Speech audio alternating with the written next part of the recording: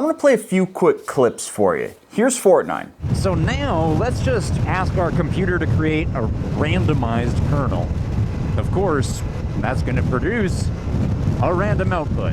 Now here's one from Revzilla. The only other thing I'm concerned about is a crankshaft recall that affected a few thousand 2015 CBRs. I haven't checked the VIN to see if this is one of them, and frankly at this point, I don't want to know.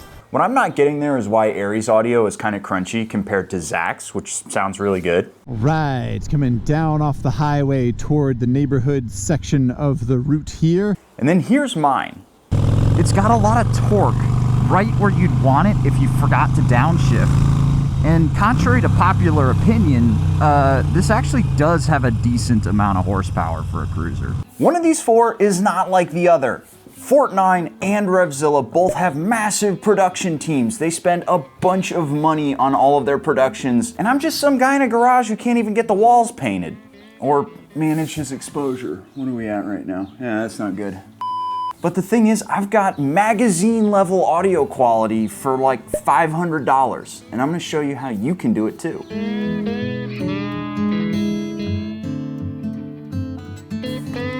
Now, if you're gonna mimic my setup, the first thing that you're gonna need is a helmet. It needs to be a full face helmet, no half helmets here. Second thing you're gonna need is you're gonna need a DJI action camera. Now, it does not need to be the Action 5 Pro. This is the newest and biggest thing that they've got out there. It's got fancier settings that are useful to somebody like me who's really trying to get the best out of their action camera picture quality. It also has nicer batteries that last a little bit longer, and it has internal storage. But I gotta say, if you are on a budget, the Action 4 works perfectly fine, and you're gonna save $100 to do it. Warning, warning, sponsorship disclosure incoming. DJI has been a channel partner for almost 2 years now, and I first approached them after my GoPro left me high and dry one too many times. DJI did send me this camera so that I could make this video, but all the thoughts and opinions are mine. The next thing you're gonna want is this particular helmet mount. I'm not even gonna bother trying to pronounce it, but you're also going to need some extra 3M sticky adhesive because the adhesive that this guy comes with is horrendous.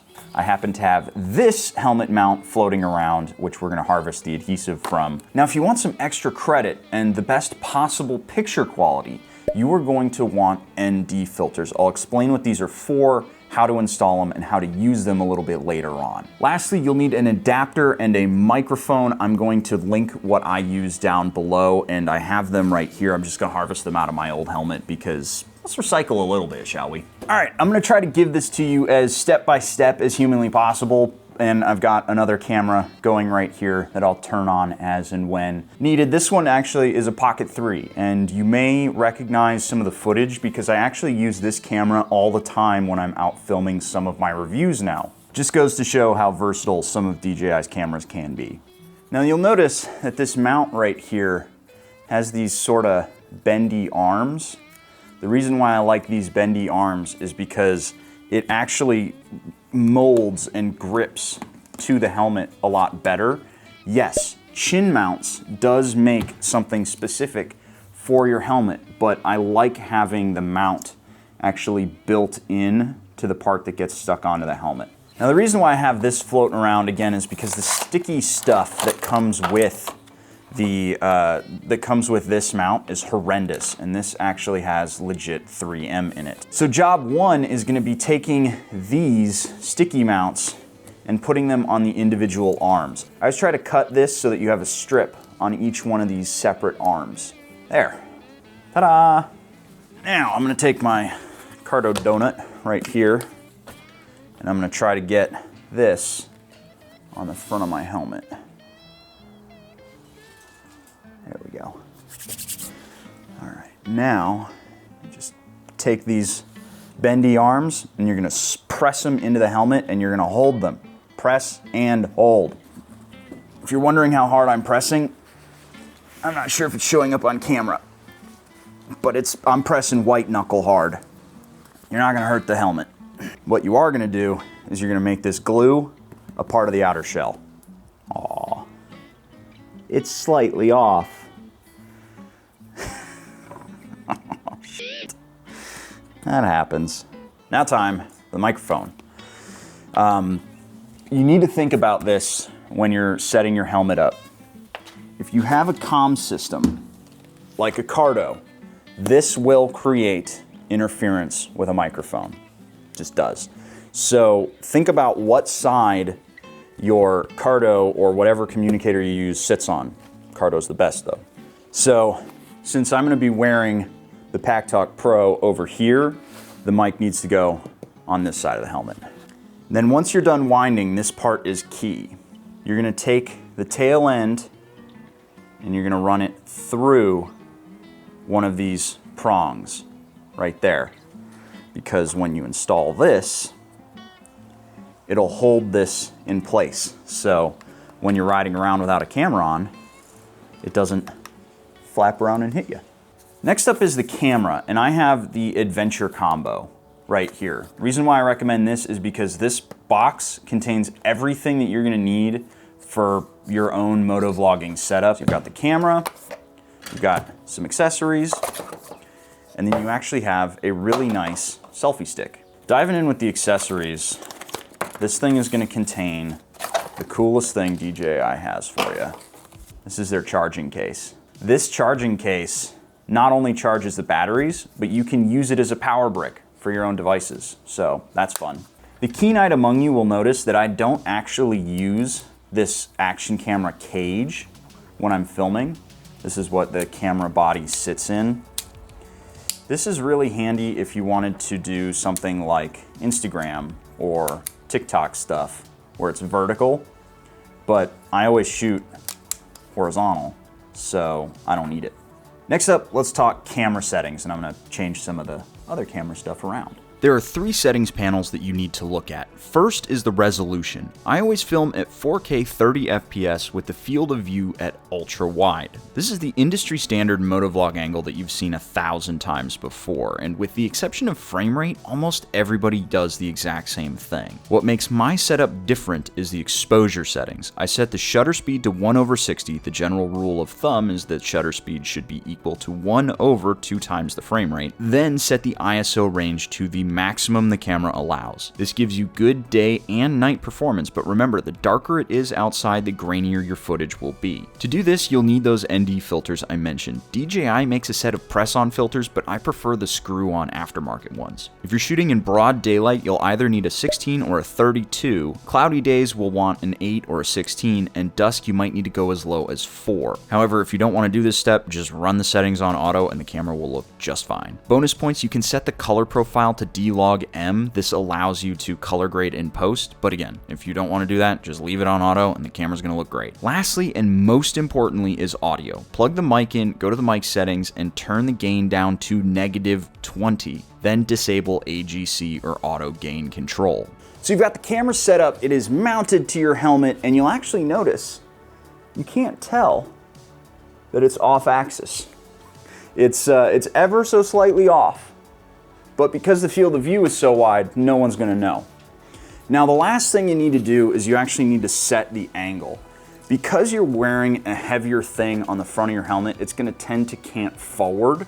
And you wanna make sure that the camera is facing as forward as humanly possible.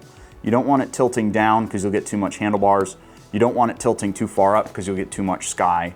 This is about where I would want it, right there.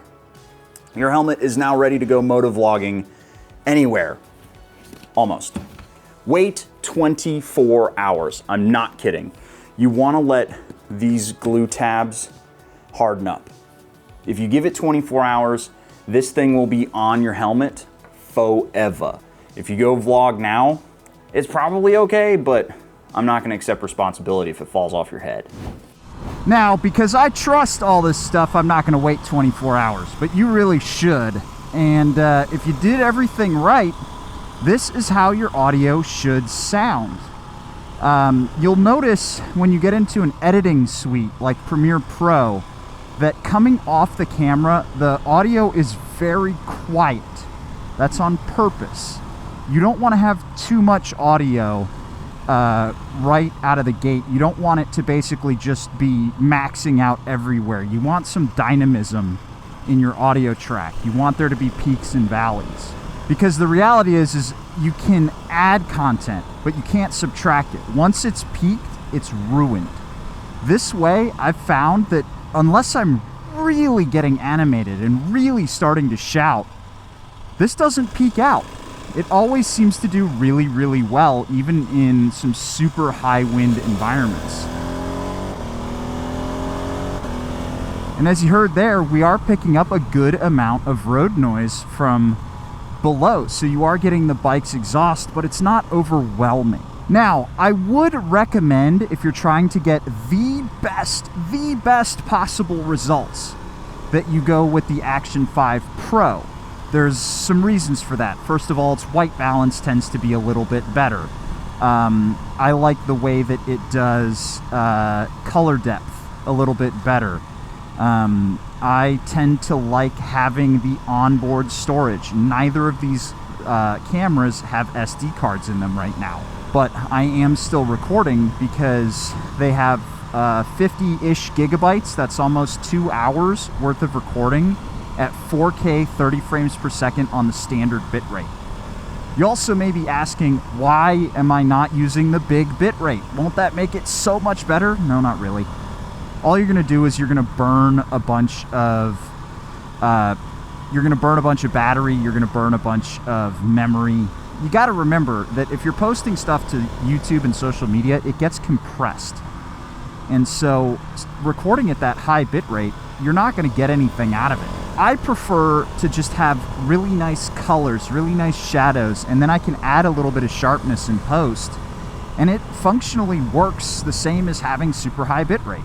I also do not use HDR, and I would never recommend you use HDR. I really don't like the way that HDR makes everything look like it's got an Instagram filter on it. It doesn't look right. Last thing I want to point out, you could just run these cameras on auto. The only thing that you have to do to get my audio quality is those steps that I showed you to set up the actual audio, dropping the gain and turning off the auto gain control. By doing that, just about anybody can have Fortnine or Revzilla level audio quality, and you're really not breaking the bank. All of the information for the cameras that I'm using, my helmet, all of the wires and mounts, that's going to be down in the description below. A huge shout out to DJI for supporting the channel and getting me the cameras I need to make the best possible content and go toe-to-toe with some big dogs. And with that, guys, I'll catch you in the next one.